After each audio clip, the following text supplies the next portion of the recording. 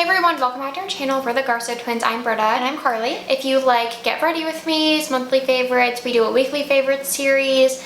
You'll like our channel if you want to subscribe down below. Today we're doing our May favorites video. We have some good stuff in here, so let's get started. Okay, I feel like we're late to this train. It's the I&M Beauty Mineral Sun Glow. We had the shade Fair Medium. They sent this to us a while back and I ran out of my old sunscreen, so I opened this one up and I really love it. I still think the Hero Cosmetics, the orange cap version, is my favorite sunscreen because basically what I'm getting is they basically have a really similar texture. I've realized that I don't really love like fluid, glowy mineral sunscreens that I feel like previously were the only options. Both this and the Hero have more of like a moussey texture and it almost feels like a cream and it's not like as glowy. Well, this one has glow because the glow is coming from the mica, whereas the Hero... No, I would say this is slightly dewier than the Hero. Okay, yeah, it's slightly dewier than the Hero, but like it has a ton of glow from the pearl that's in the formula.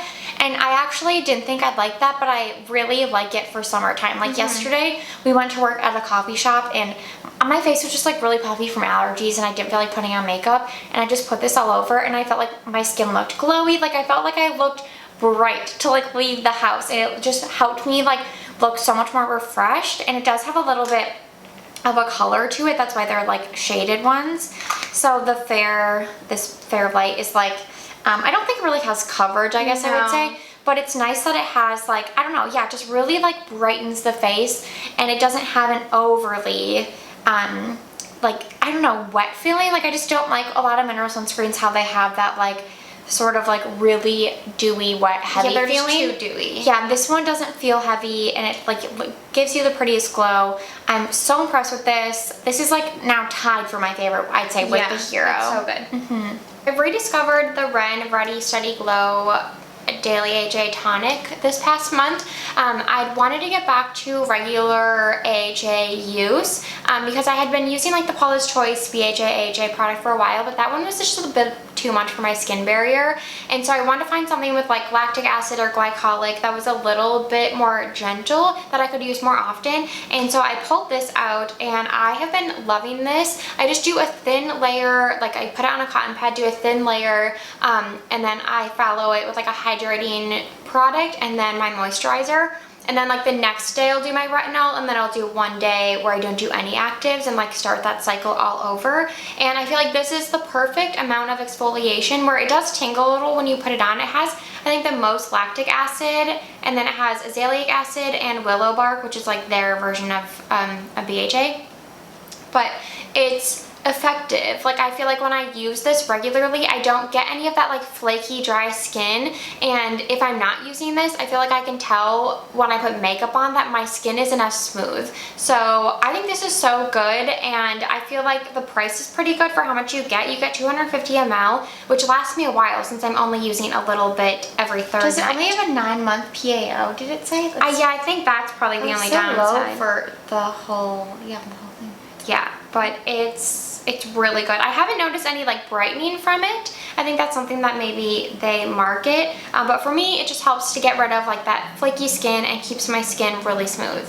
Okay, new mascara favorite. This is the Mob Beauty Mascara. I don't know the name of it, but I think it's the only mascara they have. I'm gonna be honest, I don't like the packaging at all. I know that they're super eco-conscious, and props to them because it's so hard in the beauty industry. We source packaging for a lot of brands. It is so hard to be actually sustainable. So they have, it has this like, I don't know, like paper exterior, but the actual formula is so amazing. It's a nylon brush, which it looks like Lash Paradise brush. Yeah, it's like an hourglass shaped, really dense nylon brush, but it's just such a like lightweight formula, which I find is hard in these volumizing types like to find.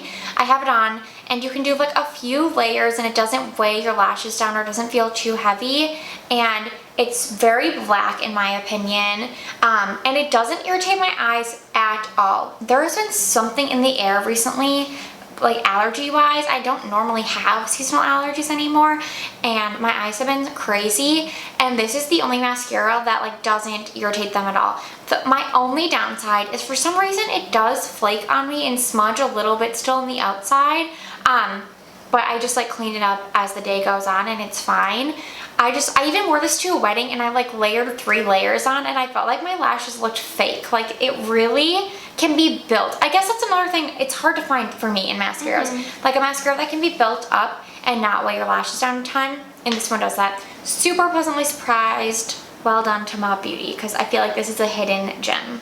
I grabbed the L'Oreal Panorama Voluminous Mascara because they launched a couple and this one was interesting to me. It is a cone shape, like silicone molded wand, and I usually don't like either of those things, but I thought why not give it a go because it's been getting good reviews, and I really like this. It's really black. I think I got the shade All Night Black, so it's very black, really buildable, kind of like what Carly was saying, and it doesn't give you as much volume as I would say like a natural bristle brush like that, but for me it gives me really good everyday volume and length. Like it definitely can build up each individual lash, and it separates really well. And I find that as I get older, I used to love like the clumpy look of mascara when I had more lashes to clump together, but now I feel like as I get older my lashes are just more like sparse.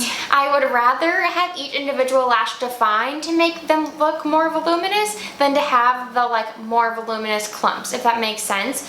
So I find myself reaching for something like this on a day-to-day basis. I'm wearing it today. Does it smudge? I mean, everything smudges on me. I don't know, but I always use a primer, so I don't have that issue. But it doesn't flake. It doesn't flake. It doesn't irritate my eyes. I really love it. It's good. Great. Okay.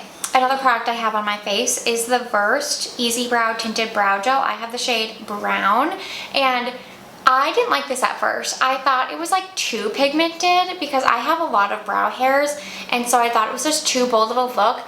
But I missed using a tinted brow gel because my brows are different like colors. They're not different tones, but I think that the hairs, just how they clump on one of my brows, just makes it look darker. So I just noticed in like photos or like video that when I wear just my beloved Rare Beauty Clear Brow Gel, which is still my holy grail, but like they just looked so different, and so I really wanted to lean towards something tinted so they look more uniform. And I realized if I just use a light hand with this, it just brushes through every hair seamlessly. It sets everything in place.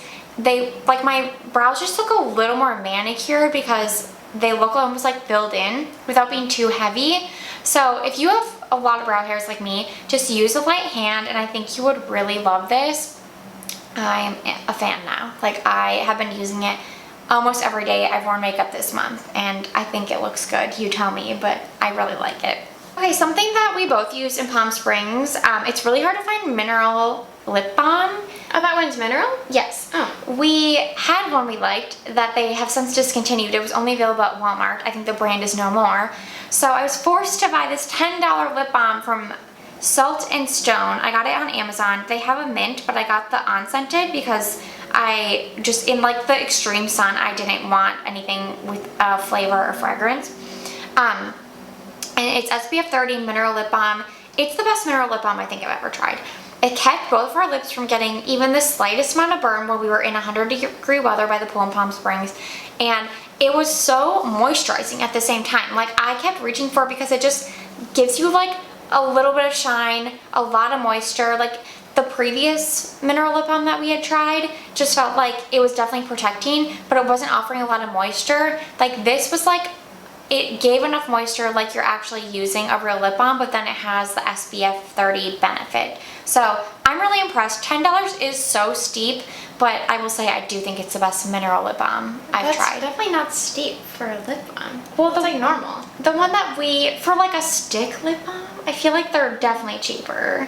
I don't know, the complaints on Amazon, most people said the same thing as me. This is the best mineral lip balm I've ever tried, but $10 is insanely expensive. The one we had gotten from Amazon I think was like 6 or 7, or from Walmart, but again, that brand is this one my only complaint, it's a little too emollient for me. I like that though. Like it's so hard to find a lip balm that actually is an emollient that has, because it has zinc in it. So yeah. Book favorite this month, well, shout out to Assistant to the Villain because I really liked that one too, but I decided on Say You'll Remember Me by Abby Jimenez. If you know, you know. Abby is my favorite romance author. She can do no wrong. Her and her dogs are perfection, and I know that this book got a lot of slack because it's sadder than her other romance books, and I will give the people that because this book is not for the faint of heart. There's a lot going on. There's dementia, there's animal abuse, there's physical abuse. It's a lot. It's heavy stuff. So don't go into it thinking you're just gonna read like a cute little rom-com with a cute little happy ending, because that's not this. Well, it does have a happy ending, I'll say that. I ended up giving it 4 out of 5 stars. But to get into the plot, it's about Xavier and Samantha, and Xavier is a vet, and they meet because Samantha has this kitten, and her kitten is sick, and she brings it into Xavier's office, and he basically says like it has this crazy like reverse colon or something where it can't go to the bathroom, so he recommends putting the cat down to like save its quality of life, and she's like, no, I'm gonna start a GoFundMe, I'm gonna get it the surgery it needs, and she does just that. So like immediately right away, it's kind of like enemies to lovers, but he's also like immediately infatuated, impressed with her. And then I don't want to give too much away, but it's basically about them living, Samantha lives in Los Angeles and he lives in Minnesota, so they have a long distance relationship. So a lot of other complaints I saw were that they weren't together for a lot of the book. That didn't really bother me because we still saw them interacting, like they still had conversations, and it switches back between both of their point of views. So I felt like it moved the story along just fine, even if they weren't in the same like proximity wise together. But as always, Abby's writing, it just really draws you in. I finished this book in 2 or 3 days. It was a super quick read. I love the way she writes. I feel like I'm in the room with these characters. I'm following their journey. I'm seeing everything play out in front of my own eyes. It feels like you know them. Everything feels so real and raw, and the way that she writes is really special in my opinion. And the end, actually, I didn't cry until the very end, and it was actually because of something good that happens, not even something sad. So she wraps it up with a pretty little bow, bit of an unexpected twist, and I really liked it. But again, go in knowing that it's sad, and I think you won't be disappointed, but I think it was a great book by her. I didn't have any book favorites this month. I gave both of my reads 3 stars, so I'm not gonna talk about them. Okay, and that's it for our monthly favorites. We hope you guys had a great month, and we'll see you next time.